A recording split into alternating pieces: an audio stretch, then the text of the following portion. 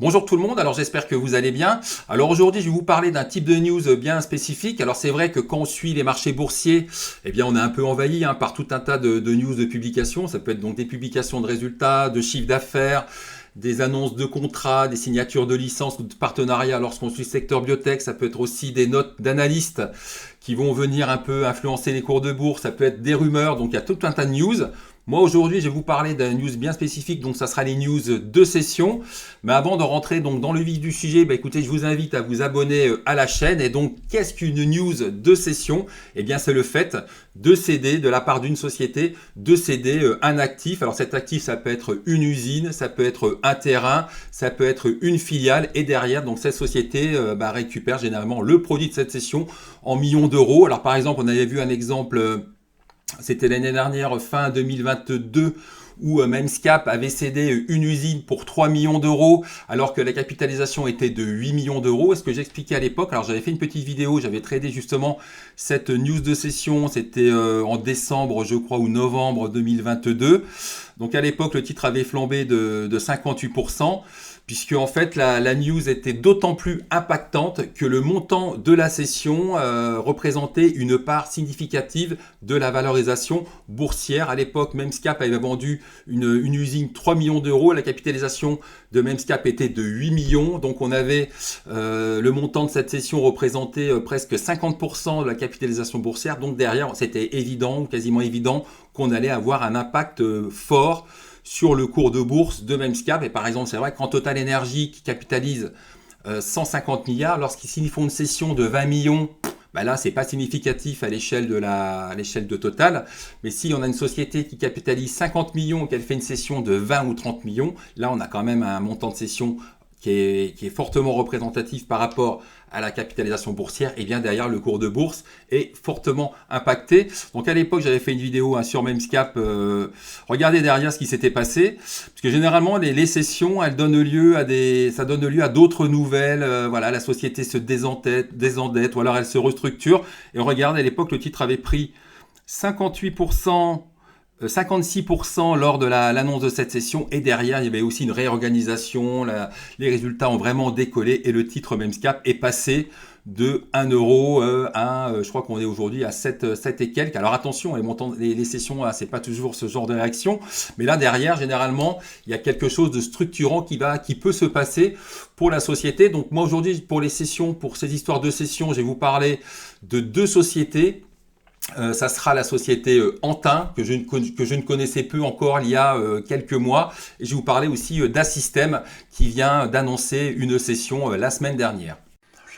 Alors Antin Infrastructure, c'est une société, c'est un titre que je ne suivais pas et que j'ai véritablement découvert le 14 novembre dans l'après-midi, suite à une news qui a été relayée par le site boursier.com, une rumeur Bloomberg, comme quoi la société envisagerait de vendre IDEX pour plus de 3 milliards d'euros. Donc tout de suite, quand je vois ce genre de news, alors déjà, j'en informe mes abonnés dans le cadre de l'offre premium, donc via Discord, et tout de suite, mon premier réflexe, c'est d'aller voir le niveau de capitalisation d'Antin, donc tout de suite, ce que je vois, c'est qu'on est sur une capi de 2 milliards d'euros, donc 2 milliards d'euros avec en face une potentielle cession de 3 milliards, donc ça veut dire que la cession représente une fois et demie le niveau de capitalisation boursière d'Antin. Je me dis, attends, il y a un truc à faire, la cession est vraiment très importante, même le montant pourrait même dépasser, parce que ce n'est qu'une rumeur, pourrait même dépasser le niveau de capitalisation boursière. Il y a un truc à faire et tout de suite, je prends l'initiative, je rentre une ligne Antin. Alors le but c'est j'initie une ligne, et puis après... je vais voir le graphique, je me dis que je vais renforcer au-dessus des 12. Donc ça c'était... Alors là, la rumeur, elle date on est ici. Donc j'initie une ligne ici. Donc on a des volumes en hausse. Et puis après, l'idée, donc, c'est de garder un petit peu et puis voir de renforcer au-dessus des 12. Ou de renforcer si on a un signal technique. J'en informe aussi mes abonnés dans la newsletter de l'hebdo Insight de week-end suivant, où là j'explique, je reprends, donc je développe en vidéo, je développe un peu ce que je suis en train de vous dire. Donc c'est une société que je connais peu. Je fais un point sur la valorisation et c'est vrai que là j'ai un peu du mal à valoriser ce genre de titre. donc voilà, ce que j'explique, ligne initiée. Donc ça, c'est les deux insights. Donc voilà, il y a un peu ce que je vous dis là, c'est présenté à l'époque dans la newsletter vidéo. Et puis c'est vrai que quand je vais voir les ratios financiers, etc., on voit que la société, elle a annoncé des pertes en 2022. Bon, les années précédentes, elle était bénéficiaire. Après voilà, donc moi ce qui m'intéresse c'est pas trop finalement le compte de résultat, c'est plutôt le bilan, hein, et surtout les conséquences que pourrait avoir cette session sur le bilan. Et tout de suite ce que je vois c'est qu'on a un niveau de trésorerie de 400 millions, plus de 400 millions, qu'on peut rapprocher avec des dettes là on est sur 6,57, on est vraiment donc sur une société avec une situation financière saine puisqu'on a une trésorerie nette de plus de 350 millions, mais c'est vrai que le titre, c'est une société financière. Donc j'essaie d'aller voir un peu pourquoi le titre a baissé, et en fait il a baissé probablement à la hausse des taux d'intérêt, hein, qui met un peu tous les titres, toutes les sociétés d'investissement sous pression, puisque c'est effectivement, hein, quand on investit, et bien quand les taux d'intérêt augmentent, et bien après c'est plus difficile de prendre des participations, etc. Et c'est un peu le métier de cette société, donc Antin Infrastructure, qui est une société aussi qui gère aussi des actifs.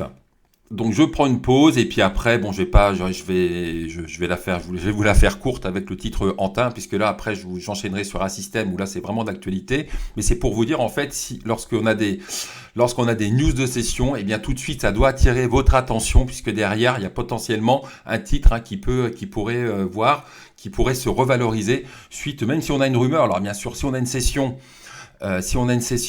c'est sûr que là, généralement, il faut bien essayer de voir un peu l'impact sur la valorisation. Mais même si on a des rumeurs, hein, ça peut suffire à faire rebondir un titre, même si dans le cas d'Antin, on ne sait pas vraiment parce qu'après le titre, donc a bien rebondi. Il a bien rebondi. Alors après, c'est difficile de savoir si le rebond est vraiment lié qu'à cette session. Ça, on le saura bientôt. Mais en tous les cas, moi, je crois que j'avais plus de 2000 titres. Donc c'est cette rumeur de session qui a mis le titre dans mon collimateur. Et puis de toute façon, là maintenant, il me reste plus que 400 titres. Hein. J'ai dû monter à autour des 2000 titres. J'ai allégé tout au long de la montée.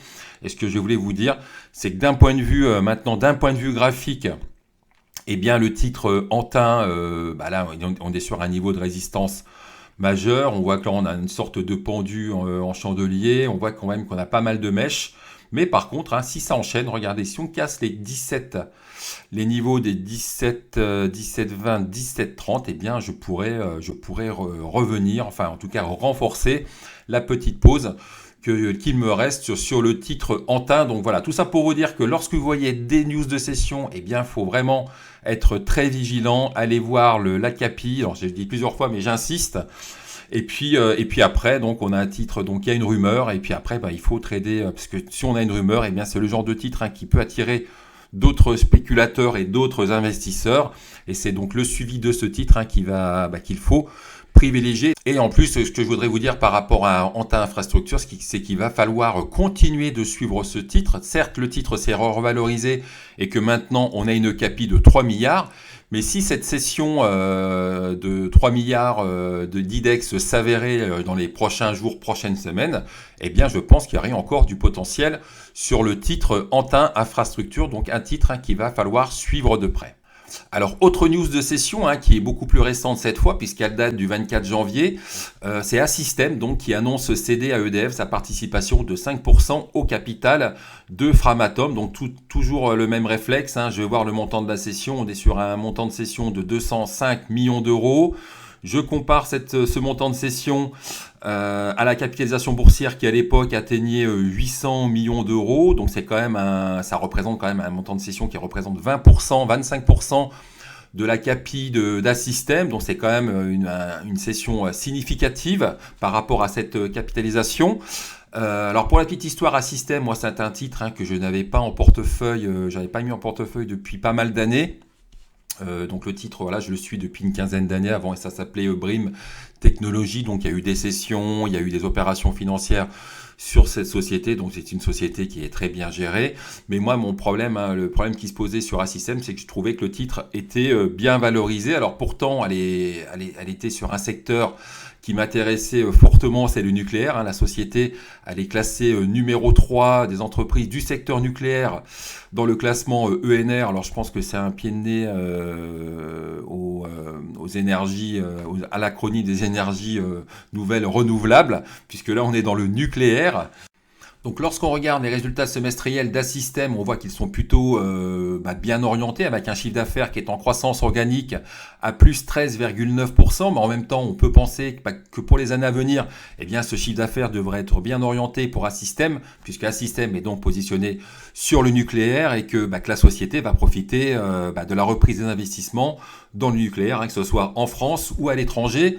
Lorsqu'on regarde la rentabilité, on voit que ça se dégrade un peu, parce que là, donc, on a plus 16,9.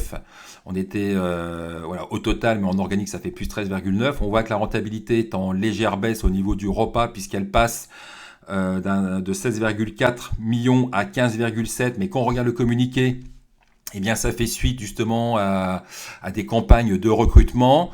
Le résultat net, il est en forte baisse, mais en même temps, en 2022, il y avait eu le RN avait été gonflé par de l'exceptionnel.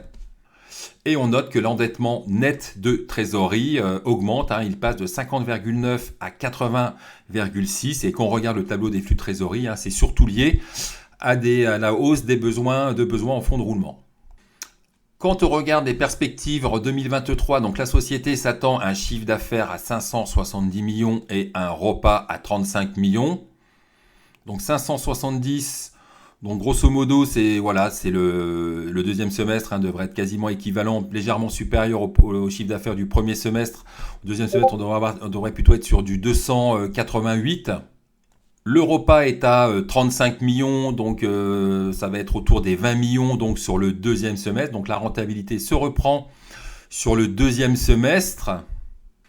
Et si on calculait justement, donc on avait une CAPI donc ça c'était à l'issue des résultats semestriels, on a une CAPI de 825. Alors là je prends sur la CAPI d'aujourd'hui, mais en me basant donc sur la santé financière de l'époque, on était sur une valeur d'entreprise. Là je considère qu'on a 80 millions de dettes et que je divisais par 35, on était sur un VE sur RO de 26 et moi ça me paraissait déjà bien valorisé.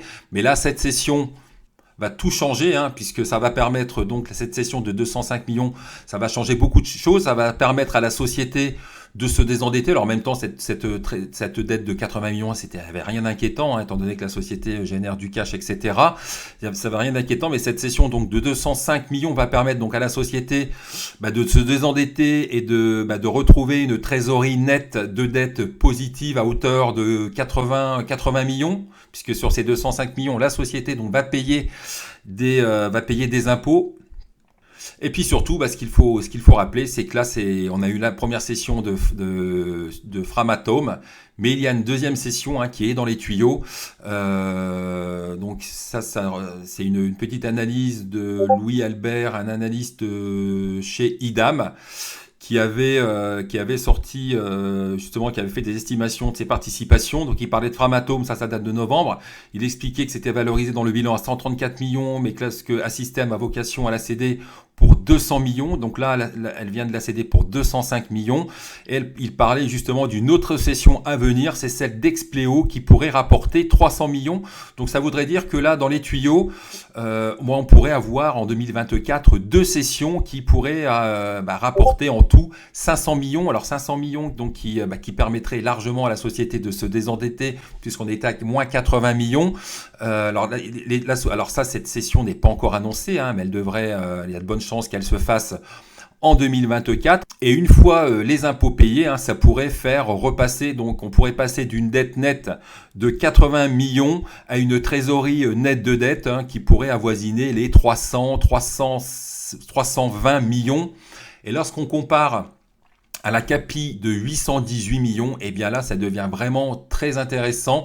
Et là, le VE sur RO devient aussi très intéressant, même si la société donc venait à céder Expleo, on aurait certainement, on aurait un repas qui serait quand même beaucoup plus faible, puisque là la contribution d'Expleo est indiquée dans le communiqué. Donc on aurait certainement, on aura des résultats qui seront un peu moins élevés, mais même en tenant compte de la sortie d'Expleo du périmètre, eh bien, on aurait un VE sur RO qui pourrait être très intéressant. Mais moi, c'est pas tant mon scénario. Mon scénario, en fait, c'est qu'à l'issue de ces deux sessions, alors bien sûr, je rappelle que Expleo n'est pas encore cédé, mais à l'issue, lorsque Expleo sera cédé, eh bien, on pourra penser donc qu'on pourrait penser que la trésorerie nette de dette pourrait atteindre les 320 millions, et que derrière, on aurait un retour vers les actionnaires qui pourrait se faire sous la forme d'un dividende exceptionnel,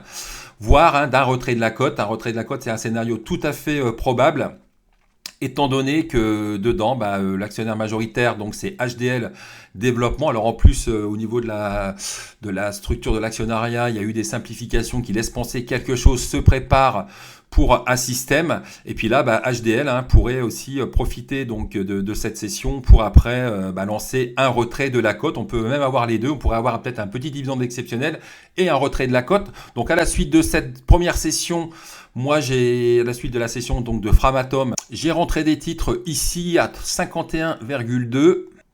J'ai renforcé à 52,4, donc en tout, j'ai 500 titres. Alors attention, moi là-dessus, je vais faire du moyen terme. Mais en tous les cas, moi, ce que je vise, c'est donc ce que j'attends maintenant. Donc voilà, c'est un titre que j'ai rentré en fond de portefeuille. Alors bien évidemment, c'est pas parce que j'ai acheté ce titre que ce titre va décoller demain ou après-demain. Je vous dis, c'est vraiment un placement, on va dire, de fonds de portefeuille où sur dessus, je vise 15-20%. C'est une société qui est intéressante, qui est rentable, qui est en train de faire gonfler sa trésorerie avec cette première session, et on aura probablement la deuxième session. C'est en cours, ils sont en train de négocier, et que derrière, moi ce que j'attends, c'est une opération. Idéalement, ça serait une opération de retrait avec une prime proposée par rapport au dernier cours de bourse. Donc on est sur un cours de bourse à 52,4. On est sur des plus hauts, donc 2024, 2023, voire des plus hauts de 20 ans. Alors on est là, vous allez me dire, oh là là, mais on est sur des sommets, etc.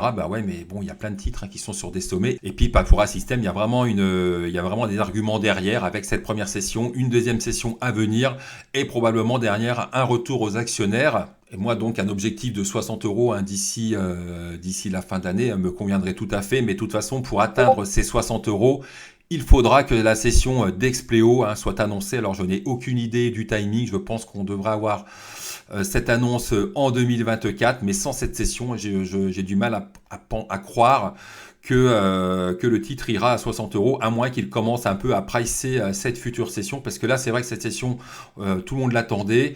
Maintenant, ça y est, la première session, elle vient d'être finalisée, et là, le marché pourrait se dire que la deuxième session pourrait vite arriver. Donc, j'espère que cette vidéo vous aura intéressé. Donc, cette vidéo, on va dire, un peu dédiée aux sessions, aux news de session, et j'ai essayé de vous expliquer comment on peut en profiter. Toujours regarder donc le montant, le niveau de la CAPI, puis après un peu estimer le potentiel du titre par rapport à sa valorisation et par rapport à cette session.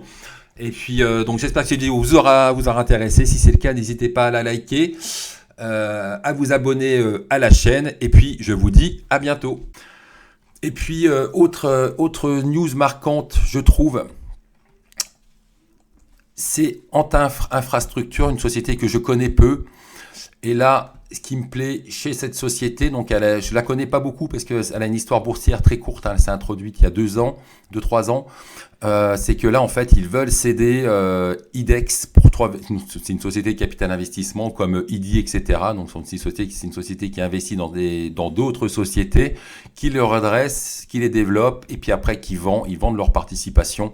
Et là, donc, ils pourraient se séparer d'IDEX pour plus de 3 milliards d'euros. Et là, moi, ça m'intéresse fortement. Pourquoi ? Parce qu'on est sur une valorisation de 2 milliards. Donc là, j'aime autant vous dire que si cette session s'effectue, alors c'est plutôt ça sera plutôt prévu pour début 2024. Alors c'est une rumeur Bloomberg. Alors après les rumeurs Bloomberg, je sais que JM pas trop fan. Après voilà, ça c'est une rumeur de session. On verra. En tous les cas, s'ils font cette session, bien évidemment, le cours de bourse s'appréciera. Et ce que j'aime bien aussi chez Antin. Alors difficile à valoriser là Antin parce que je vous dis, hein, en plus ils communiquent pas sur leur actif net réévalué. Et ce que j'aime bien en plus chez Antin, c'est la config. La config, elle est aussi elle est assez simple à lire dans le sens où il faut casser les 12 euros, 10. Si on casse ces niveaux, eh bien on aura un signal d'achat. Donc là pour l'instant c'est pas le cas. Donc moi j'ai une petite ligne. Et puis après, hein, si on cassait ça, si on cassait ces niveaux, hein, qu'est-ce qu'on pourrait viser? Faut aller, même si on vise, c'est un titre qui est peu volatile. On regarde le parcours boursier, bon, pas terrible. Donc après, moi, si le titre revenait sur les 20 euros, moi, ça m'irait bien. Hein. Donc j'ai une toute petite ligne et que je renforcerai sur la cassure des 12,10 euros. Donc un titre à suivre de près, très très près même, Antin. Surtout s'ils annoncent leur session.